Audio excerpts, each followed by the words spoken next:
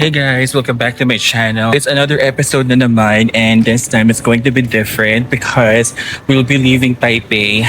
So ngayon nakuha ko na rin yung luggage ko dun sa hotel. Nag-check out na rin ako fully doon. Ang schedule ng alis ko sa train is 4:30 pa naman. And our time today is 3:30 p.m. So we still have 1 hour to go. So according dun sa schedule, sa website, parang 1 hour, almost 2 hours yung biyahe ko from Taipei going to Kaohsiung. So may way tayo para makapagpahinga and at the same time makatulog din sa biyahe. Kasi mamaya it's going to be a challenge for us kasi we have to figure out kung paano mag-transfer from one station to another. Tari doon may nagpo-photo shoot. So guys, nandun yung yung hotel ko. And then doon lang ako dumaan sa area na yun, papunta dito. And then walking distance lang siya. Ayun yung Taipei main station. O diba? Napaka-convenient for us. Tapos kanina pala guys, diba nag-itinerary tayo nung umaga. Before ako nag-start ng itinerary ko, muna ako. Nagpunta muna ako dun sa sa ticketing booth ng High Speed Rail Train para i-claim yung ticket natin. Para ito hindi na tayo kailangan pumila kasi meron na tayong ticket. Diretso na lang tayo. So yun yung ma-advise ko. If ever na mag-transfer kayo from Taipei to Kaohsiung, may schedule kayo later ng hapon pa, I would suggest na kunin nyo na ng amaga bago kayo mag-start. Kasi magiging hassle yun for you kasi magmamadali kayo. At least kung may ticket na kayo, hindi na kayo mahihirapan. So yun guys, malapit na tayo sa Taipei main station. Konting lakad na lang ako. I'll see you there na lang later. Okay guys, andito na ako ngayon sa Taipei main station, sa pinakaloob. Tapos ginawa ko na rin yung mga gamit ko sa storage lockers. Ito pala yung lockers ko. So kanina kasi nagsisitour ako, may dala akong mga laptops sa other gadgets. Medyo mabigat na. Kaya para mabawasan lang yung ko. Hindi nadala ko kanina nag-locker muna ako. Tapos parang binayaran ko na sa 150. Medyo mahal na sa 300. Pero pwede na. Laban na kasi convenient naman Kasi naman buong araw, dala ko lahat ng mga gamit ko yung bigat-bigat. So dito na tayo ngayon sa pinaka-platform ng HSR. So as promised kanina, ituturo ko sa inyo kung paano ko siya kinlaim. So, di ba, nag-book ako sa Klook. Ang gagawin nyo, mag-book kayo ng reservations through their website. Nandun naman instructions sa Klook Tapos ang gagawin nyo, pag kunwari 3 days unlimited kineso kayo, yung hindi pag-isahan, ang gagawin nyo, pipila kayo dito. Dito nyo i-claim. Diyan. Sa area na yan. Pumila lang kayo sa standard.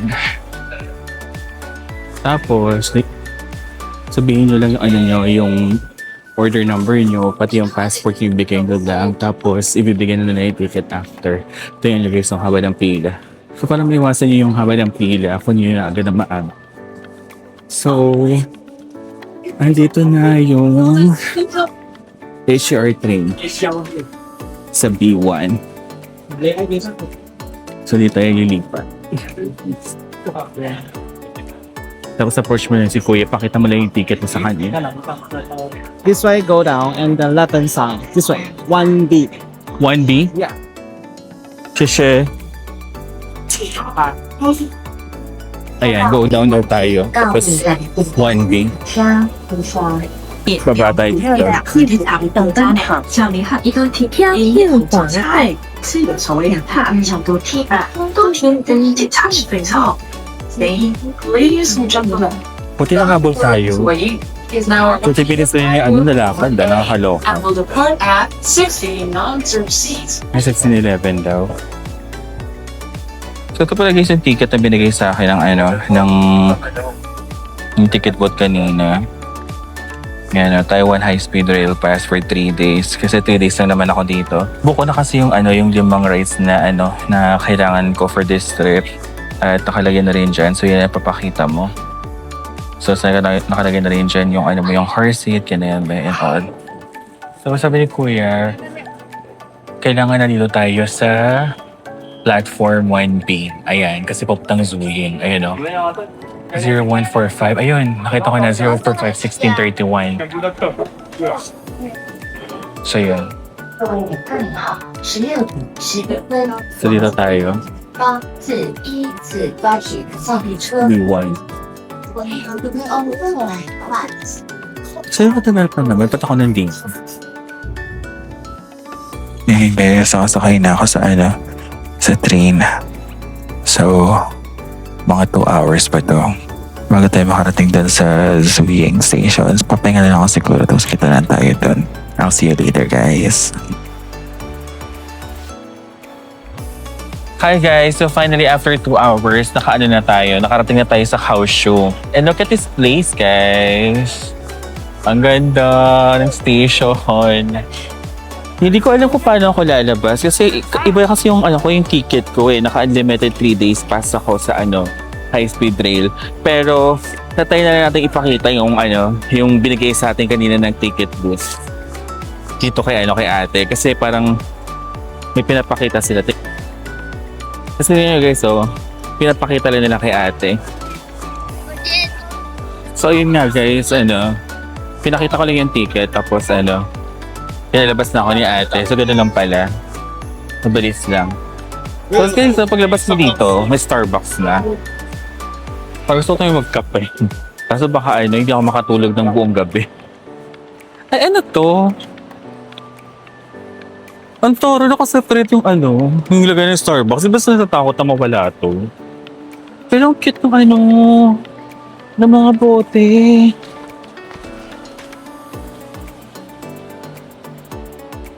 Ay, ang ganda naman.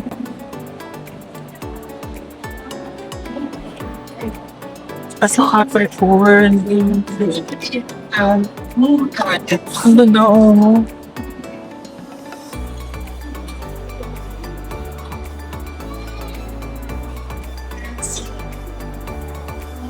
Yes, ang ganda rin naman ng mga maps. At saka mas mga ganda yung mga dito. Mga tumbler tsaka mugs. Ang gagawin natin is from here sa HSR na station, kailangan natin mag-transfer ng red line na train. So from Starbucks, diretso lang kayo tapos mag-exit lang kayo sa exit 1 para mag-transfer tayo dun sa sa red line na sa ating station.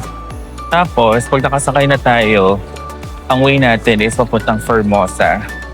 Tapos from Formosa, sasakay ulit tayo ng isang train, green line naman. Tapos, isang ride lang siya. So from Formosa, bababa na tayo ng ng CJ. Tapos yun na. Doon na tayo bababa. O diba? Ang galing-galing natin. Hindi ko alam bakit ang gulo ng ng instruction ni Google. Pero kasi nakalagay dito exit 2. Pero exit 1 yung nakalagay dun sa sa Google Map. Nakakaloka ka Google ha. Tapos nagtanong ako kay ate. Tinanong ko kung saan yung yung red line na MRT. Sabi niya dito lang din daw. Kaya dito na ako susunod. Ayan, may MRT na na signage nga. Mas parang hindi masyado malamig dito, guys. So ito yung labas niyo.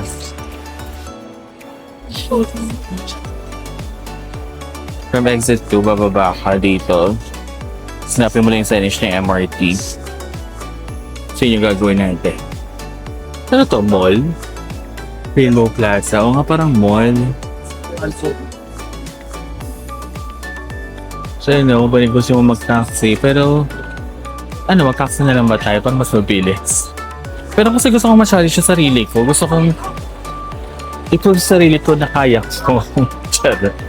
Ay, okay. Nagigets ko na. So yung pala, yung sinasabi ng entrance 2 is this one, yung Zwiying. So ito pala yung entrance 1. Okay. Nagigets ko na. Entrance 1 pala ng MRT. Diyos ko. Syunga-syunga talaga. So yun, dito tayo ito. May nakita akong solo. Aray, sakit. Medyo mabigat siya.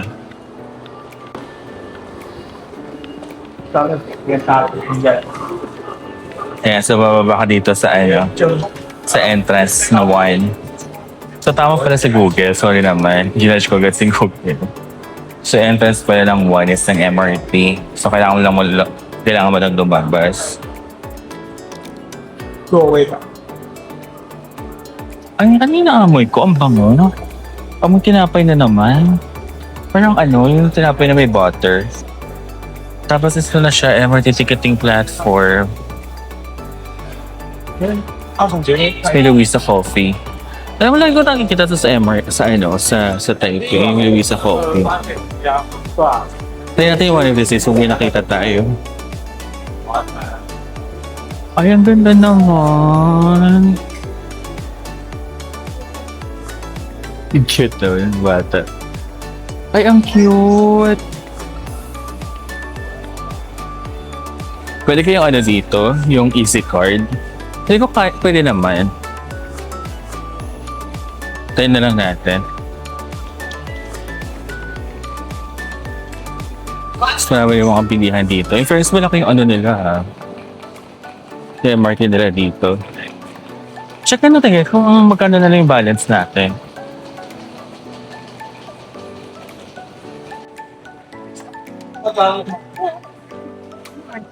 Ayun guys, confirm. Nagamit yung easy card ko. Ang nasa pupuntahan natin is Xiaogang. Yung area na yan, papunta dito. Ang daming tao. Tapos mababalan tayo sa Xixin.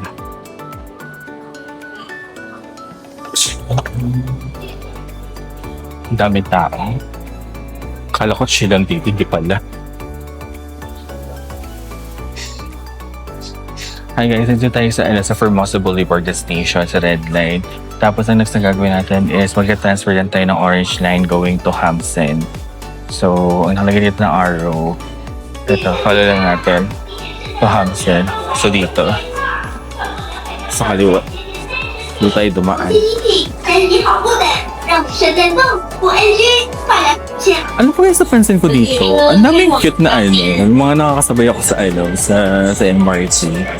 Hindi ko alam kung ako lang ba yun or marami akong nakikita na hindi nakikita ng mga pangkaraniwang tao. Excited na ako lumabas. Gusto ko na makita yung famous na Formosa Boulevard. Yung makulay sa labas. Akit tayo dito. More akyat, nakakaloka. Dito daw yung Orange Line to Hamsen. So yan, follow lang natin. Pero parang gusto ko magpa-picture muna sa baba. Picture muna natin. And so bago tayo pumunta sa Orange Line, punta muna tayo sa Dome of Light. Yung sikat na keme dito sa sa Formosa Boulevard. So, picture tayo. So guys, andito na tayo sa taas. Nakita ko na yung Dome of Light sa likod ko. Ayan o.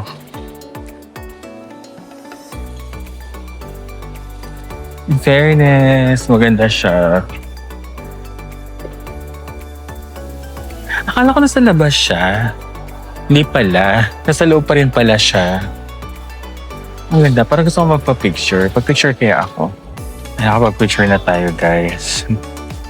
Happy na ako. Tinan niya. Tingnan ako. Pak! May pak! Oh, pak! Pak! Kabog! Oh. Pak! Kasabog! Diba? I love it! So yun guys, lipat na tayo ulit. Pumasok ulit ako dito sa platform. Para makalipat ako sa Orange Line. So bumaba na uli ako. Mura lang din naman yan. O yun, so iteration na natin. Orange Line na tayo. Just... Talagang lumabas po talaga tayo para sa sa picture. For the photo. So yes. Susundan natin yung linya na to. Ay, marami nang dumarating. May transfer na tayo. Formosa Boulevard Orange Line. So it's just one ride away lang naman. So ito yung mapa. So dyan tayo sa Formosa Boulevard, diba? Tapos ang way na natin is puntang Shenzhen. Nakakaloka guys. So nakatao-tao. Kakonti lang. Dito yung hindi rush hour eh.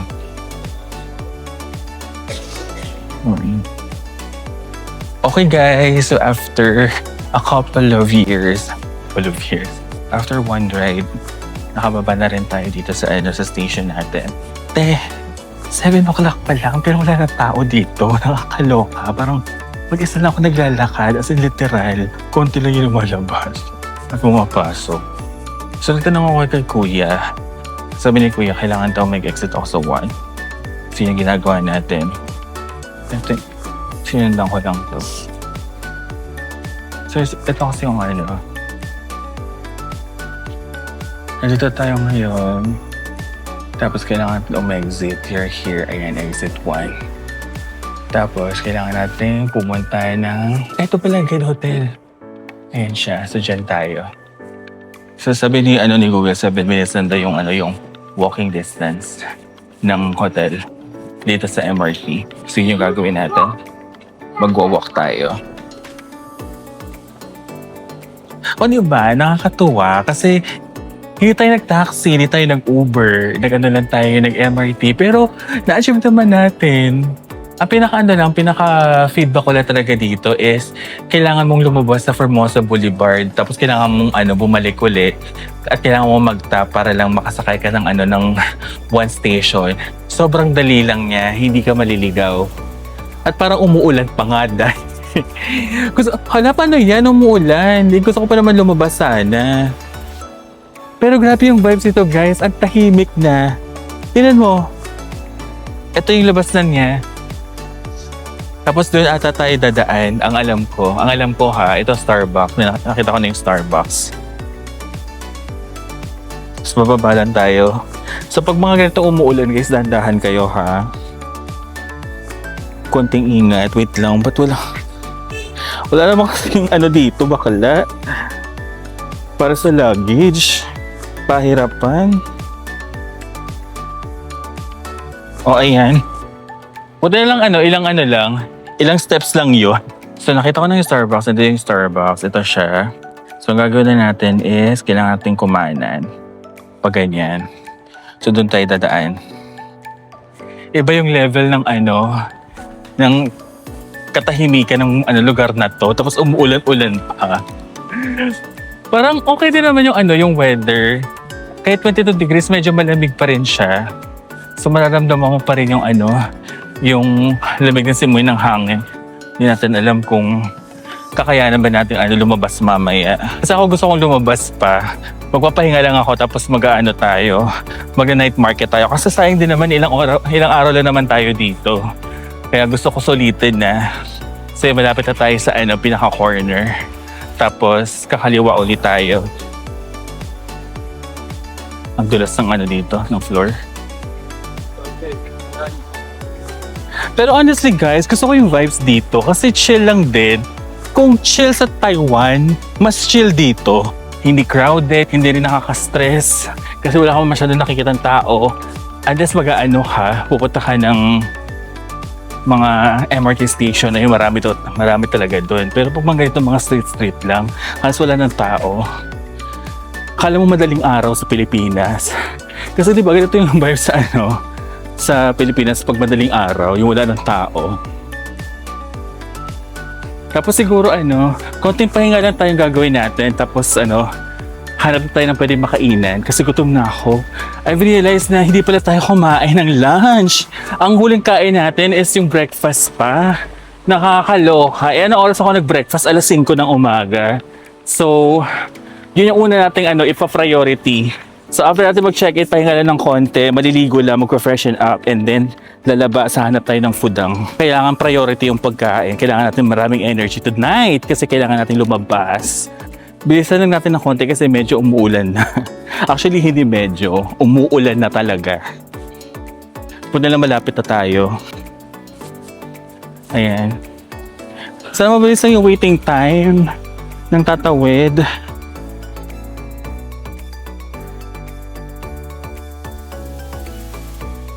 So yun guys, nakapag-check-in na tayo. Ang room natin is 3rd floor. Tignan mo naman yung lobby, ang bongga, pasabog.